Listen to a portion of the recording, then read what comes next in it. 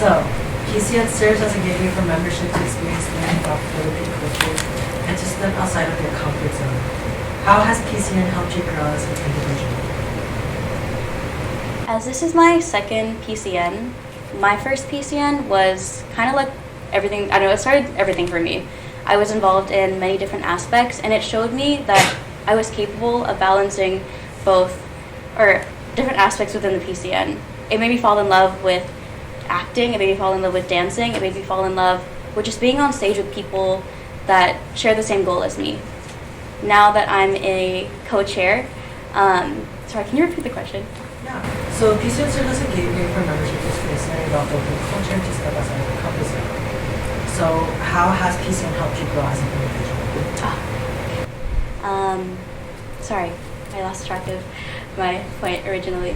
But as a co-chair, I've allowed myself to learn the different aspects from a new point of view. As a performer, you get kind of like a one-way point of view of it. But from my co-chair position, I've been able to see all of it. And that has allowed me to, sorry. Can we move on? Can we move on to another question? Yeah, it's fine. Along with that question of growth cannot come without difficulties and hardships.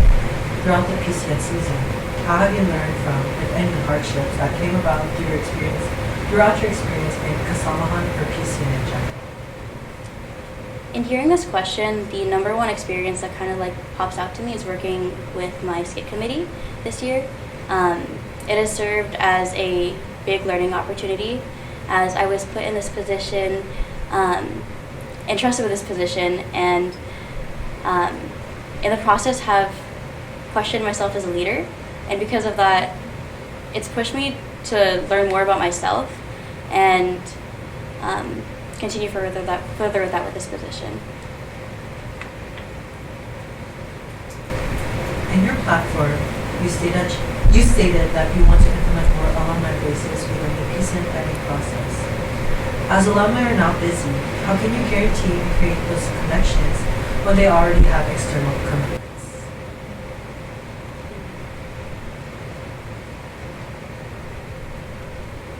I feel like you mentioned that alumni are busy, and to me, this question makes me think everyone's busy. But everyone chooses to be here, and although they're outside of the space and have graduated already, I feel like if invited back, they would choose to come and share their experiences.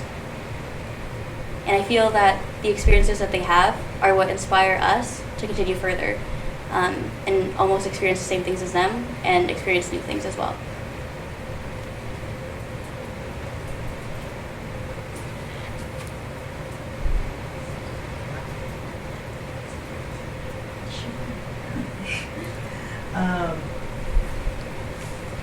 So improving leadership has always been a main point in a lot of past cultural directors' platforms. Yet we also need to understand that each individual has a different approach to leadership. How do you plan on managing multiple moving pieces that come with the PCN planning process, meaning either cultural committee, skip committee, attire committee, or behind the scenes committee as well? In my position as a co-chair, I've watched you lead all of these, or I watched you, James, lead in this position by constantly checking in on every single aspect. I find that being able to understand every single aspect through and through is what makes it manageable or it makes it manageable, or just makes the whole process manageable.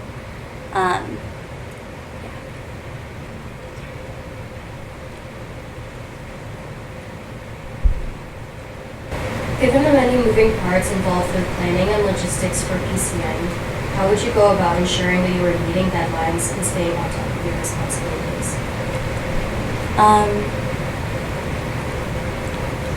For this question, it's not only me leading this entire thing. It would be me and my committee. I would have my committee, everyone in the committee hold each other accountable. In my plan, I would like to have each co-chair have a different, or be in charge of a different aspect.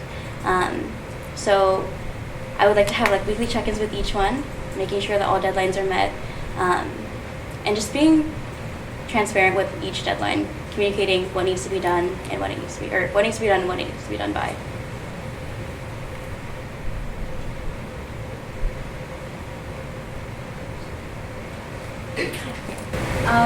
So it's given that you as a PCN director will have your cultural committee to help you plan the 51st PCN, but how will you serve as a pillar of support and meet the needs of all of your co-chairs, interns, dance leads, and castmates while ensuring that you yourself are getting the support you need as well?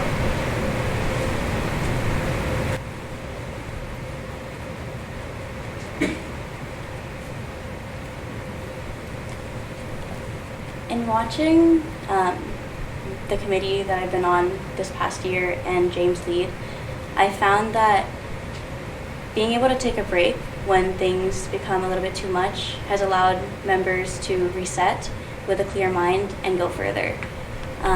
As for myself, I've struggled with that in leading my own committee and realized that the importance of rest and the importance of reaching out for support when needed. So in this position, I would rely on my committee and my committee would rely on me, and I would also rely on my e-board or my fellow e-board members for support. I would also look to alumni who have also been in this position and kind of just get a sense of how they went about this when they were here. So in the past few years, Kasamahan has made multiple shifts towards emphasizing cultural appreciation and increasing awareness and respect towards the groups and cultures that we represent in PCN. So in this position, how will you prioritize and encourage cultural sensitivity and awareness to ensure that PCN is not solely like just a performance or a show, but really a thorough painting of our culture as a whole?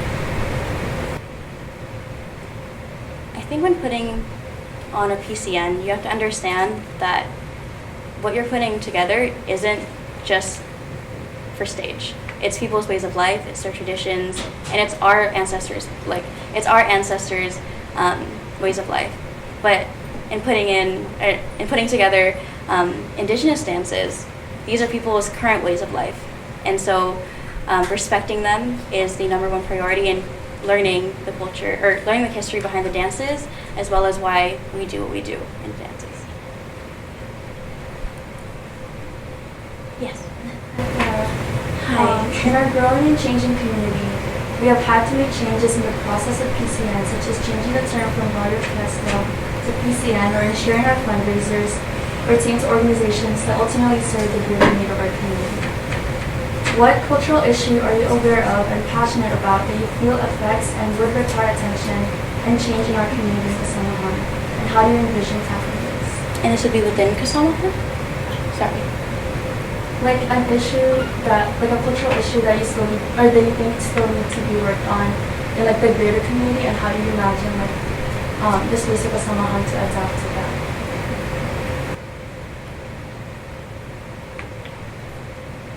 Take your time.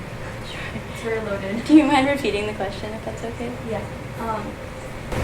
In our growing and changing community, we have had to make changes in the process of PCN, such as changing the term from Barrio Fiesta to PCN, or ensuring our fundraisers pertain to organizations that ultimately serve the greater need of our community. What cultural issue are you aware of and passionate about that you feel affects and would require attention and change in our community in Kasamahan? And how do you envision tackling this? In hearing this question, the number one issue that kind of pops out to me is the issues around mental health. It's something that I've personally researched within the Philippine diaspora, and I find that in the Kasama community we do a really great job of being understanding of people's capacities, but also being a space where it's open for people to speak and share their feelings about whatever is going on, whether that be cultural, personal, or social, or even political. Sorry, could you repeat the question one more time? It's okay. Yeah. Sorry, Christelle. No, you're good, you're good. What cultural issue are you aware of and passionate about that you feel affects and would require attention and change in our community in Kasamahan? And how do you envision tackling this?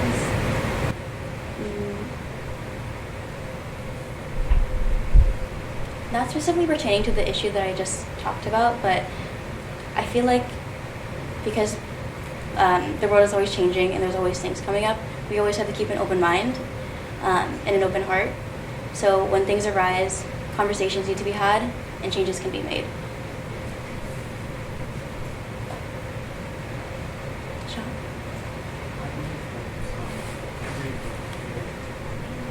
I'm so sorry, I can't hear what you're saying. I believe that every leader has this thing called passion. Where does passion lie for you in PCN, and how do you want to share that to every cast member?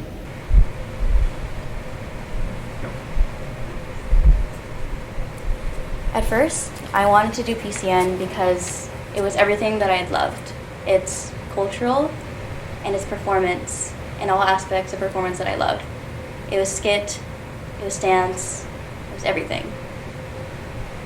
Passion for me started with the people in this space.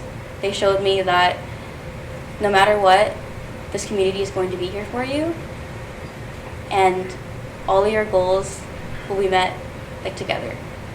And sharing that with other people, I really hope to create a space that fosters the same energy that I fell in love with when I first came here. Yes, Tricia. So even with the support of your committee and with the rest of the board, planning PCN can be very demanding and stressful at times. How can you make sure that you're continuing to create the PCN magic for yourself as much as you're creating it for everyone else? I've had to think about this question a lot recently. There are some things that I've been struggling with just this current season, but at least for the next season, I really want to remind myself that as much as I'm a director, or as if I would be a director, but as much as I'm a director, as much as I'm on committee, as much as I'm on board, I'm a performer first, and I'm also a person first. I think that learning from others is also a really big experience, and it's one of the biggest things for me. I find the most joy when I hear and just be involved in other people's talents. So I feel like just reminding myself that I'm a performer first is one way that I can achieve that. Yes, The position of PCN Director is heavily focused on PCN, and it can be difficult to pull yourself out of that mindset. How do you plan on being present in the organization beyond PCN?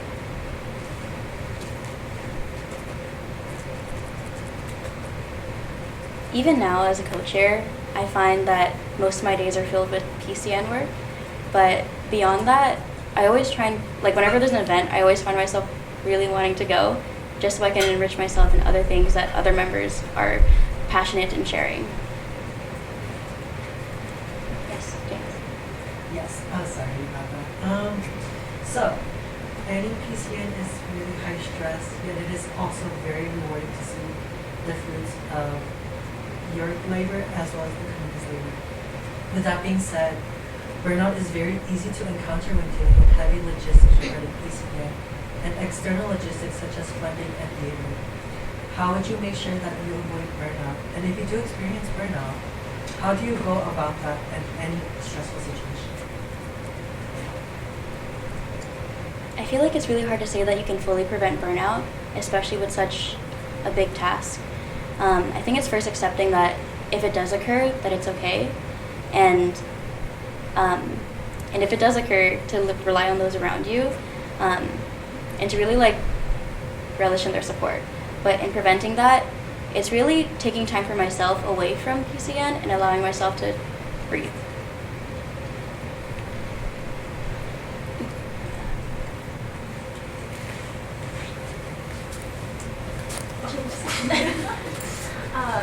In previous years, the cultural director and CC have often run into problems during the process of planning PCN that involve the bias that is held towards each other. During your term as PCN director, what will you do to ensure that you step foot into this role and enter PCN season with your committee, making sure that no one, including yourself, carries any bias towards specific CC members or board members? Do you mind describing what this bias looks like? I guess maybe a specific example, if that's all right.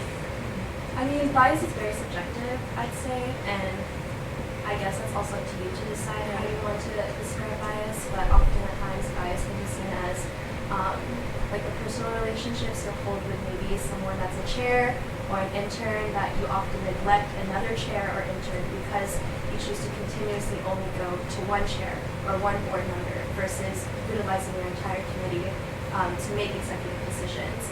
And so sometimes when you're down that path, you're not able to make the best decision because you don't include everyone. So is that kind of question? Yeah. Okay. I should think that in that situation, I'm someone that values the perspective of many, and in making a decision, I would like to hear from multiple different sides before like going towards one. If it were to like occur, I would hope that someone in my committee would tell me if that were happening. But if not, I would just hope it wouldn't occur to begin with. Another thought that occurred when you talk about bias was bias in casting, putting friends together in dances. All the casting would be done based on scheduling rather than like putting friends together. Yes. For me, PCN is noted as a performing arts production with cultural/modern dances, skip acting, choir, and it can be considered physically demanding as there are a lot of moving parts to the show. How can you make PCN accessible and inclusive to all while letting all aspects of PCN shine?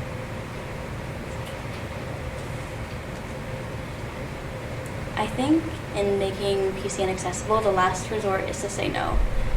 And it's always finding ways for things to be like made possible. Like for example, if someone were unable to, I guess, how can I describe? Do you mind giving me an example?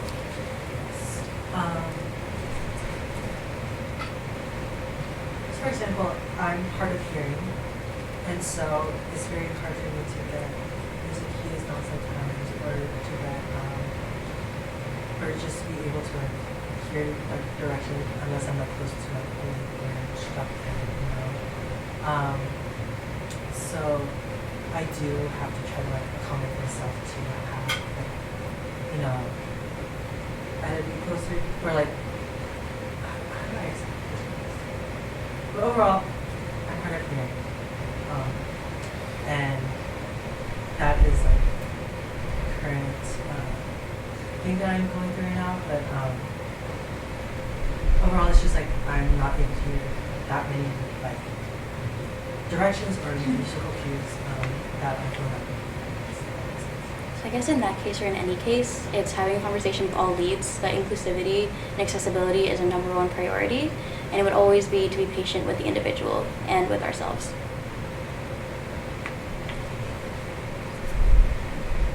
Last question.